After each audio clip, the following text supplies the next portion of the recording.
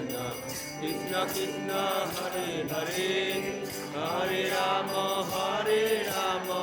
রাম রাম হরে হরে হরে কৃষ্ণ কৃষ্ণ কৃষ্ণ হরে হরে হরে রাম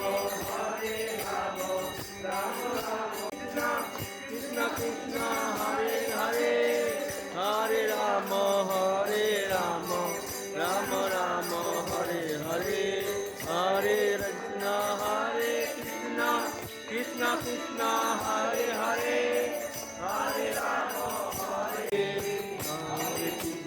হরে কৃষ্ণ কৃষ্ণ কৃষ্ণ হরে হরে হরে রাম রাম রাম রাম।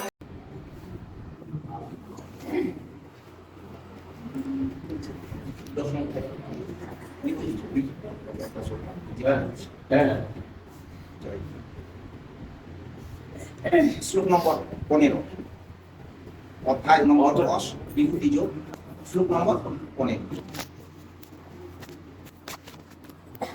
স্বয়মিবাত্মনাত্মানং বেত্থু তং পুরুষোত্তম ভূত ভাবন ভূতেশ দেব দেব জগৎপতি দেব দেব জগৎপতি। অনুবাদ: হে পুরুষোত্তম, হে পুরুষোত্তম। কে বলছে? অর্জুন বলছে হে পুরুষোত্তম। পুরুষোত্তম মানে পুরুষের উত্তম। আর পুরুষের উত্তম কাকে বলা হয়? কৃষ্ণ। কেন পুরুষের উত্তম বলা হয়? পুরুষকে পুরুষ তিনজন: গর্ভত গোসাই বিষ্ণু, হিরণ্য গোসাই বিষ্ণু আর কালনাথ গোসাই বিষ্ণু। এই তিনজনকে বলা হয়েছে মানে পুরুষ অবতার। শুধু পুরুষ অবতার। এই পুরুষ অবতারের সৃষ্টিকর্তা স্বয়ং কৃষ্ণ, তাই কৃষ্ণকে পুরুষোত্তম। আরো আছে, আরো কি না? অপ্রাকৃত জগৎ এবং এই জড়জগৎ। জড়জগতের যা জীবাত্মা আছে এবং অপ্রাকৃত ধামে যা জীবাত্মা আছে, এই দুটো ধামের জীবাত্মারও সৃষ্টিকর্তা ভগবান কৃষ্ণ। হে ভূত ভাবন, হে ভূত ভাবন মানে তুমি সবাইয়ের চিন্তা করো। হে ভূত ভাবন, ভূত মানে আমরা সবাই কিন্তু জীবের তুমি চিন্তা ভাবনা করো। হে ভূতেশ, তুমি ভূতের এই সর্বজীবের ঈশ্বর। হে দেব দেব, তুমি দেবের দেব। হে জগৎপতি, জগতের পতি। তুমি নিজেই তোমার চিৎ, তুমি নিজেই তোমার চিৎ শক্তি, চিৎ শক্তির দ্বারা তোমার ব্যক্তিত্ব অবগত আছো। কি বলছে না? তুমি নিজেই তোমার চিৎ শক্তি, এই চিৎ শক্তিটা চিৎ শক্তি হচ্ছে যোগমায়া। যোগমায়া অন্তরঙ্গা শক্তি। ভগবানের অন্তরঙ্গা শক্তিকে বলা হয় যোগ শক্তি, যোগমায়া। আর যোগমায়া মানে চিৎ শক্তি মানে যোগমায়া। যোগমায়া দ্বারা গঠিত অপ্রাকৃত ভগবান সেখানে থাকে। এই জন্য ভগবান সবসময়, আর চিৎ শক্তি মানে যোগমায়া অথবা রাধা। রাধাকে বলা হয় শক্তি। শক্তি ছাড়া শক্তিমান নয়, শক্তি ছাড়া শক্তিমান হতে পারে না। তাহলে কৃষ্ণের যে এত শক্তি, কোথা থেকে? শক্তি অবলম্বন। তাই বলছে না, তুমি তোমার চিৎ শক্তি দ্বারা তোমার ব্যক্তিত্ব অবগত আছো। তুমি তুমি যে যা করো, তুমি কি দিয়ে করো না? তোমার চিৎ শক্তির দ্বারা করো, রাধা শক্তির দ্বারা তুমি করো, তুমি সেটা জানো। তারপর অর্জুন ও অর্জুনের অনুগামীদের মতো যারা ভক্তির মাধ্যমে ভগবানের সঙ্গে যুক্ত, তারাই কেবল পরমেশ্বর ভগবান শ্রীকৃষ্ণকে জানতে পারে। নাস্তিক ও আসরিক ভাবাপন্ন মানুষেরা কখনোই শ্রীকৃষ্ণকে জানতে পারে না। মনোধর্ম প্রসূত জল্পনা কল্পনা যা ভগবানের থেকে মানুষকে দূরে সরিয়ে নিয়ে যায়, তা একটি অত্যন্ত গর্হিত পাপ। সুতরাং যারা ভগবান শ্রীকৃষ্ণকে জানে না, তাদের কখনোই ভগবত গীতার ব্যাখ্যা করার চেষ্টা করা উচিত নয়। ভগবত গীতা হচ্ছে শ্রীকৃষ্ণের বাণী এবং যেহেতু তা কৃষ্ণ তত্ত্ব বিজ্ঞান, তা আমাদের শ্রীকৃষ্ণের কাছ থেকে বুঝতে চেষ্টা করা উচিত। ভগবত গীতা হচ্ছে শ্রীকৃষ্ণের বাণী এবং যেহেতু তা মানে এই বাণী বা এই গ্রন্থ যেহেতু তা কৃষ্ণ তত্ত্ব বিজ্ঞান, এতে যা আছে কৃষ্ণ তত্ত্ব সবকিছু এর মধ্যে, যেই নাকি বিজ্ঞান বলা হয়েছে কৃষ্ণ তত্ত্ব বিজ্ঞান, তা আমাদের শ্রীকৃষ্ণের কাছ থেকে বুঝতে চেষ্টা করা উচিত। তাহলে শ্রীকৃষ্ণ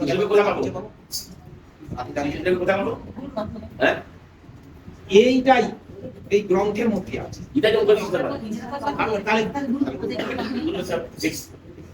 ঠিক যেভাবে অর্জুন তা বুঝিয়েছিলেন নাস্তিকেরা না, নাস্তিকের কাছ থেকে কখনোই ভগবদ্গীতা শোনা উচিত নয়। শ্রীমদ ভাগবতে বলা হয়েছে, বদন্তি তত্তত্ত্ববিদস্তত্ত্বং যজ্ঞায়নমত্তয়ং ব্রহ্মতি পরমাত্মতি ভগবানেতি সত্যতি। পরম তত্ত্বকে তিন রূপে উপলব্ধি করা যায়। পরম তত্ত্বকে তিন রূপে উপলব্ধি করা যায়। নির্বিশেষ ব্রহ্ম, সর্বভূতে বিরাজমান পরমাত্মা এবং সবশেষে পরম পুরুষোত্তম ভগবান রূপে। তাহলে তিনটা রূপ কিনা, নির্বিশেষ ব্রহ্ম, পরমাত্মা এবং সাকার, যেটা পুরুষোত্তম ভগবান রূপ, সাকার রূপ। সুতরাং পরম তত্ত্বের চরম উপলব্ধির স্তরেই কেবল পরম পুরুষোত্তম ভগবানের সান্নিধ্যে আসতে পারা যায়। পরম তত্ত্বের চরম উপলব্ধি, গভীর উপলব্ধি না হলে এই পুরুষোত্তম ভগবানের সান্নিধ্যে আসতে পারা যায় না। মুক্ত পুরুষ, এমনকি সাধারণ মানুষেরা নির্বিশেষ ব্রহ্ম অথবা সর্বভূতে বিরাজমান পরমাত্মাকে উপলব্ধি করতে পারে, কিন্তু তবুও তারা ভগবত গীতার শ্লোকের মাধ্যমে এই গীতার বক্তা সবিশেষ ভগবান শ্রীকৃষ্ণকে নাও বুঝতে পারে।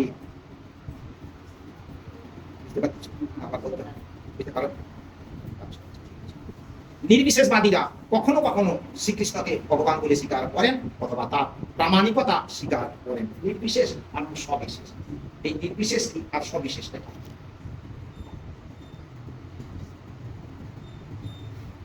ধরো সূর্যের, এই যে সূর্যকে দেখতে পাচ্ছেন, সূর্যের রশ্মিটা, আমরা কি সূর্যকে কাছে পাই? সূর্যের রশ্মিটা কাছে, আমার কেউ বলে এই রশ্মিটাই আমাদের সব ঠিক। সূর্য কি, সূর্য আছে কিনা আমরা জানাতে পারি আমাদের। আর কেউ বলে না, সূর্য না থাকে তো রশ্মিটা হবে, তাহলে সূর্য যা রশ্মিটা, অতএব সূর্য হচ্ছে, ওই সূর্য হচ্ছে সাকার আর রশ্মিটা হচ্ছে নিরাকার। এইটা অনেকটা বুঝি, সাকার আর নিরাকার। সাকারটা কি না, জল, জলটা সাকার। আবার জল থেকে কিন্তু যখন বাষ্প হয়ে উঠে যায় তখন নিরাকার, তাকে দেখা যায় না, কিন্তু ওটাতে জল আছে। তার প্রমাণ না, যখন আকাশে উঠে যায় আবার মেঘ হয়ে যায়, মেঘ হয়ে আবার বৃষ্টি হয়ে পড়ছে, তাহলে সে এসে আবার সেই জলে মিশে গেল, তাহলে সেই নিরাকারে গেল, কিন্তু নিরাকারে যা আর সাকার ওটা। তবুও বহু মুক্ত পুরুষ শ্রীকৃষ্ণকে পুরুষোত্তম বা পরম পুরুষ বলে বুঝতে পারে না, তাই অর্জুন তাকে পুরুষোত্তম বলে সম্বোধন করছে। তবুও অনেকেই এখনো নামও জানতে পারে যে কৃষ্ণ হচ্ছেন সমস্ত জীবের পিতা, কৃষ্ণ হচ্ছেন সমস্ত জীবের পিতা। তাই অর্জুন তাকে ভূত ভাবন বলে সম্বোধন করছে। কেন ভূত ভাবন না, যা মানে পিতা তার সব সন্তানদের প্রতি তার চিন্তা ভাবনার লক্ষ্য সবকিছু যে যার বাবার সন্তানের প্রতি থাকে। আমরা যদি সবাই যদি ভগবানের সন্তান দিই, তাহলে ভগবানের আমাদের প্রতি সেই চিন্তা ভাবনা সবসময় আছে। কেন না, আমরা পৃথিবীতে যে আসছি, পৃথিবীতে আছি, আমরা যা আমাদের যা প্রয়োজন সবই কিন্তু গোবিন্দ দিচ্ছে। তাই আমি তাই গোবিন্দই আমাদের দিচ্ছে। তার প্রমাণ কি? তার প্রমাণ তোমার কি প্রয়োজন বেঁচে থাকার জন্য? আগে দরকার কি, কেন খাবার এবং অক্সিজেন আর বাতাস, জল, খাদ্য, এগুলো আগে প্রয়োজন। আর এগুলো কে দিচ্ছে? কেন? এই যে খাবারটা খাচ্ছ, খাবারটা কোথায় থেকে পাচ্ছ? পৃথিবী থেকে। পৃথিবী তো যেটাকে বলা ভুলে গেছে, বলা বল জড়া, জড়া, জড়া মানে জড়, জড় যার চেতন সেই যে জড়। তাহলে জড় থেকে আবার সৃষ্টি হবে পৃথিবী। জড়াতে বলছে প্রকৃতি মানে একটা নারী রূপ, আর ভগবান পুরুষ রূপ। তাহলে নারী আর ভগবান হচ্ছে পিতা, আর এই জড় পৃথিবীটা হচ্ছে মাতা। এই মাতা আর পিতার মিলনে সব কিছু আমাদেরও সৃষ্টি, গোটা পৃথিবীকে জীব জগতে। তাহলে উদ্ভিদরা উচিত, উদ্ভিদরা যদি জীব হয়, সেই উদ্ভিদ থেকে তো আমরা শস্য দানা পাচ্ছি, সব কিছু খাবার পাচ্ছি। তাহলে কে দিচ্ছে? যদি বলি পৃথিবী দিচ্ছে। পৃথিবী পরোক্ষ। কেন না, যদি না দেয় তাহলে পৃথিবীর ক্ষমতা কেন? এই যে জড়া, এটা জড়, এর চেতন নেই, পৃথিবীর কোনো চেতন নেই। একে একমাত্র চেতন বা উদ্ভাসিত করে, জীবিত করে কে? করে না, তার অসংখ্য যে জীবাত্মা, এই জীবাত্মা পৃথিবীতে প্রেরণ করে দিচ্ছে। পশু, পাখি, কীট, পতঙ্গ, গাছপালা, যত জীব চেতন। এই জন্য সবের মধ্যে কিন্তু অপ্রাকৃত এবং প্রাকৃত দুটোর মিশ্রণ আছে। আমার সব জীবের মধ্যে না। ধরো একটা গাছ, গাছটা এখন বেঁচে আছে, তাহলে ওর মধ্যে কি আছে না, প্রাণ আছে। গাছটা কোথা থেকে জন্ম হলো? মাটি থেকে। তাহলে ওখানে কিন্তু পঞ্চভূতের সৃষ্টি, তাহলে ওকে বলা হয় জড়, জড় বা অচেতন। তাহলে ওর মধ্যে একটা জীবাত্মা প্রবেশ করছে বলে গাছটা চেতন, বড় হচ্ছে। চেতনার মিশ্রণের গাছটা বেশ বড়। তার যখন ওই গাছটাকে কেটে দেওয়া হয়, কেটে দিলে তখন তার জীবাত্মাটা বেরিয়ে পারি, তাহলে ওই গাছটা আবার কিন্তু অচেতন হয়ে গেল। আবার যেমন অচেতনের সৃষ্টি, আবার অচেতন হয়ে গেল। হরে কৃষ্ণ। হ্যাঁ, আচ্ছা বলে দিন। হরে কৃষ্ণ হরে কৃষ্ণ হরে কৃষ্ণ। ঠিক আছে ঠিক আছে ঠিক আছে ঠিক আছে। আচ্ছা ভূত ভাবন বলে সম্বোধন পাঠ করেছে, কোথায় ছিল ওই চেতন। তাহলে চেতন, তাহলে এইখানে প্রমাণ পাচ্ছ বা আমরা আমরা এখন চেতন। কেন চেতন? না আমরা কথা বলছি, আমরা উত্তেজনা সারা দিচ্ছি, আমরা চেতন। কিন্তু যখনই আমাদের প্রাণবায়ুটা আলাদা হয়ে যায়, এই জন্য হচ্ছে কি না ওই অপ্রাকৃত এবং প্রাকৃত দুটোর মিশ্রণে হয় চেতন। তাহলে অপ্রাকৃত জীবাত্মা আর প্রাকৃত হচ্ছে এই মানে স্থূল দেহ, পঞ্চভূতের সৃষ্টি।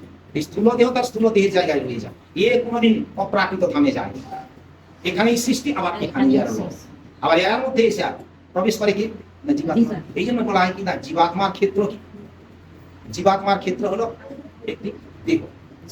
জীবাত্মার ক্ষেত্রটা দেহটা কিরকম না, জীবাত্মা কিরকম ক্ষেত্র পান না, জীবাত্মা তার পূর্বকৃত কর্মের অনুসারে যে কোনো একটা জনি প্রাপ্ত হয়ে একটা দেহ প্রাপ্ত। কেন না ওই পূর্বকৃত কর্ম ওই দেহ প্রাপ্ত হয়ে আসে তার মনোবাসনা পূর্ণ। আমার আশা ছিল আমি এই মৃত্যুকালে আমার আশা ছিল যা আমার সেই আশা কিন্তু ওই জীবাত্মার মধ্যে আছে, বহন করতেছে। ও এমন একটা দেহ প্রাপ্ত হবে যে সেইখানে আমি সেই আশাটা পূরণ করতে পারবো।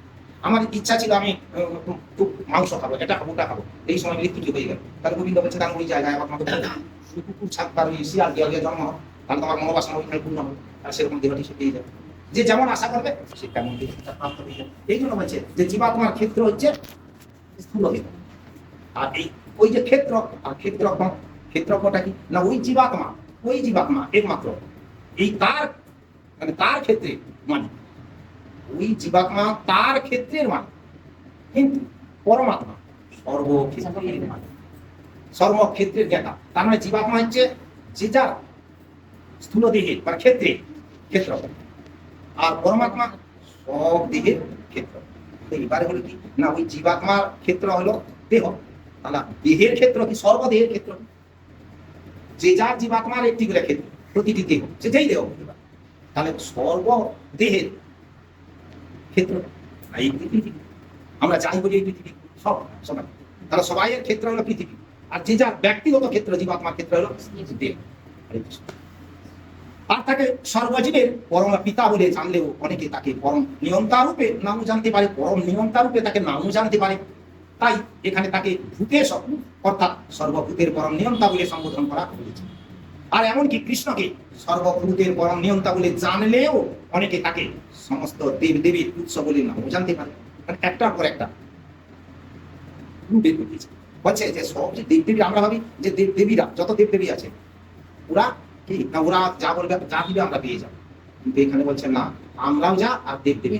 তো দেবদেবী তবুও কেন না দেবদেবীরা তাদের তার কৃত কর্মের গুণে, তার কৃত কর্মের গুণে তারা দেবদেবী হচ্ছে।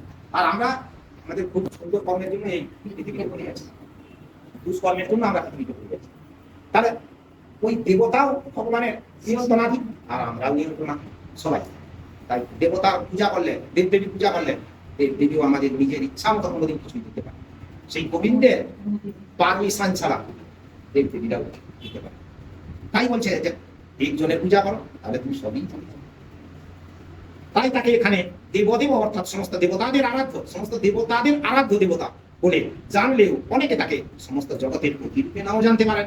তাই তাকে জগৎপথে বলে সম্বোধন করা হয়েছে। এভাবেই অর্জুনের উপলব্ধির মাধ্যমে এই শ্লোকটিতে কৃষ্ণ তত্ত্ব বিজ্ঞান প্রতিষ্ঠিত হয়েছে। এই যে অর্জুনের কথাটা বলি, অর্জুন ছিল কি ভগবানের পরম ভগবান গীতা রচনা করে গেছে, কিন্তু একটা কথা অর্জুনকে দিয়ে প্রকাশ করে গেছে কি না আমার ভক্তের কোনোদিন বিনাশ নেই, আমার ভক্তের কোনোদিন বিনাশ হয় না। এটা গোবিন্দ বলে অর্জুনকে দিয়া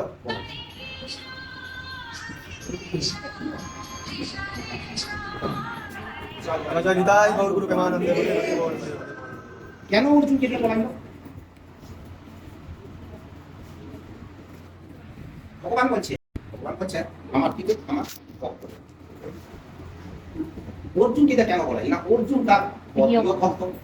অর্জুন বললো না আমার ভক্তের কোনোদিন ভগবানের ভক্তের কোনোদিন বিনাশ। তো গোবিন্দ তখন বলছে যে আমি স্নেহবশত কোনো সময় আমি কথা ভুলে যেতে পারি, নাও রাখতে পারি, কিন্তু আমার যে পরম ভক্ত হয় সে যদি কাউকে কথা দেয়, ভক্ত যদি কাউকে কৃপা করে, ওই ভক্তের ক্ষমতা নেই ওই কথাটা রাখার। আমি তার ওই কৃতকার্যটা আমি সমাধান। কেন না আমার ভক্তের মান রাখার জন্য। আমি যদি ওই কৃতকার্যটা না করি তাহলে আমার ভক্তের মান হইবে, তাহলে আমার ভক্তের বিনাশ হইবে, ভক্ত অধঃপতিত হবে, ভক্তের মর্যাদা নষ্ট হানি হইবে। এই জন্য গোবিন্দ সবসময় তার কাছে কি করতে হবে না, প্রণিপাত, প্রশ্ন আর সেবা, প্রণিপাত, প্রশ্ন আর সেবা। এই প্রণিপাতটা কি না, তার কাছে সবসময় নম্র নম্র চিত্তে গুরুর সঙ্গে ব্যবহার করতে হবে। আর প্রণিপাত নম্র হয়ে তার কাছে, এই প্রশ্ন নম্র হয়ে তার কাছে চাইতে হবে, প্রশ্ন করে চাইতে হবে। আর চাওয়ার পরে যে সেবাটা কি না বলছে, গ্রন্থ বলছে কি না, গুরু যে নির্দেশটা দিবে সেই নির্দেশকে যদি তুমি যথাযথভাবে পালন করো তাহলে কিন্তু তার সেবা হচ্ছে, তবে সে খুব খুশি। যেমন তোমাকে ভালো করে রুটি খাইয়ে দিলে বলে দারুণ খেলাম, এর ধরে এসে 5 ধরে খেলাম, এর ধরে সব থেকে ভালো, খুব তৃপ্তি হলো। তাহলে যে শিষ্যটা গুরুদেবের সব কথা রক্ষা করিয়া চলে, মানে তার কথা মর্যাদা রাখে, সেই তার সেবা হচ্ছে। আর বলছে কি না, গুরু দক্ষিণা দিতে হবে। দক্ষিণাটা কি বলছে, ওইটাই দক্ষিণা, ওই গুরুর যে নির্দেশকে যে পালন করবে ওইখানে সে গুরু দক্ষিণা। তার মানে কি সে করতে খুশি না, আমার এই ছাত্ররা, আমার এই শিষ্যরা খুব সুন্দর, খুব ভালো, আমি যা বলি। বা আমি আমার শেষে যেমন বলছিলাম না যে ভক্তির কতগুলো স্তর আছে, ভক্ত, সাধক, ভক্ত, সাধক, না ভক্ত, প্রথমে হচ্ছে প্রবর্তক, সাধক, সিদ্ধ, শুদ্ধ সিদ্ধ, তাহলে এই যে বক্তব্যগুলা লিখে গেছে গ্রন্থে, কেন না যখন কেউ সিদ্ধ হয় কি বুঝেছি, একটু ছোট করে বলি।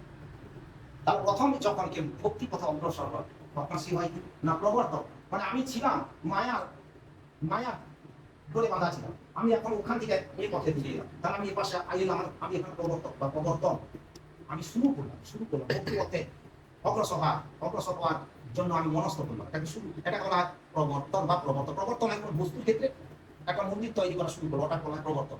আর যে ওই মন্দিরটা নির্মাণের উদ্যোক্তা তাকে বলা হয় প্রবর্তন। যে মায়া থেকে বেরিয়ে ভগবানের ভক্তির পথে এগিয়ে গেল ও হলো পথ প্রবর্তক, এ পথ থেকে ও পথে চলে গেল, ওটা হলো প্রথম শুরু। তারপরে হয় সাধন ভোজন করতেছে, মনে পড়ে কি উদাহরণ দিচ্ছে, সাধন ভোজন করে, তারপরে সিদ্ধর পরে শুদ্ধ সিদ্ধ, মনে করে, তারপরে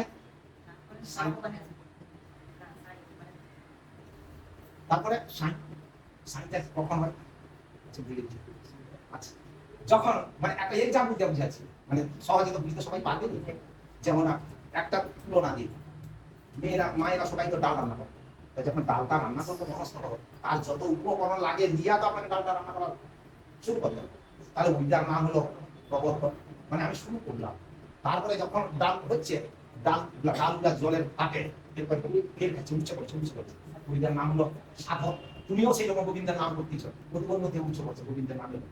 তারপরে হতে কিছু পরে সাধারণ ভোজনটা যখন শেষ হয়ে যায়, মানে শেষ হয়ে যাবে উচ্চ মার্গে উঠে যায়, তখন ডালগুলা সিদ্ধ হয়ে গেছে, কেটে গেছে, আর কিন্তু ওরকম ছুটে গেছে, বাড়ি কিন্তু বড়ছে, তার মানে সিদ্ধ হয়ে গেছে, তুমিও তখন সিদ্ধ হয়ে গেছে ভক্ত সাধারণ ভোজনের পরে, কিন্তু ডাল হয়, আর তুমিও গোবিন্দের সঙ্গে মিশতে পারবে, তুমি উঁচু স্তরে উঠছো কিন্তু গোবিন্দের সঙ্গে সান্নিধ্য হতে পারো।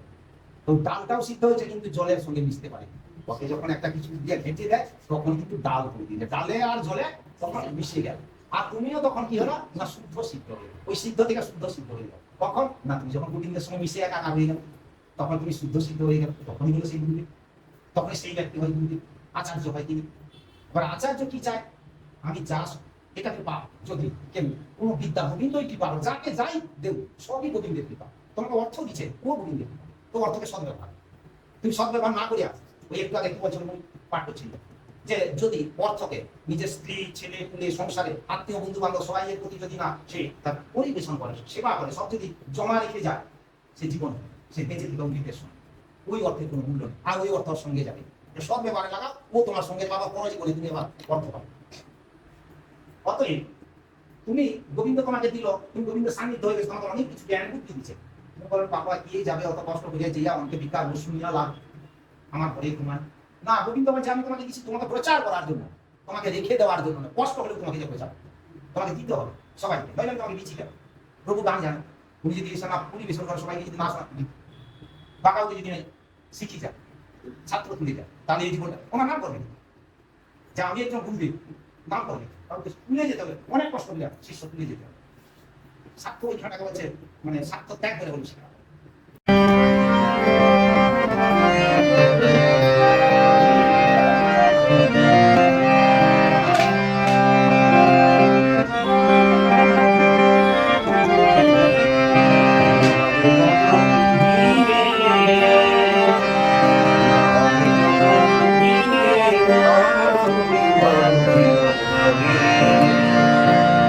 আমার মনের গল্পের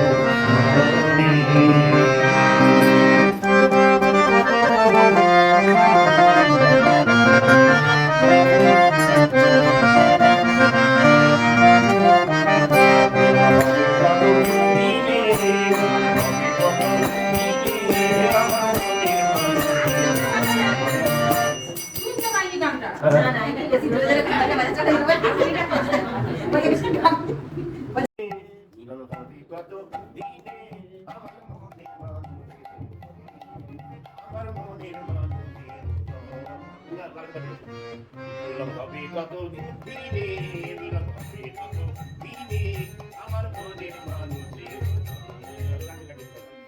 পাট্টা করলেন মিলন হবে কত দিনে হবে কত দিনে আমার মনের মানুষের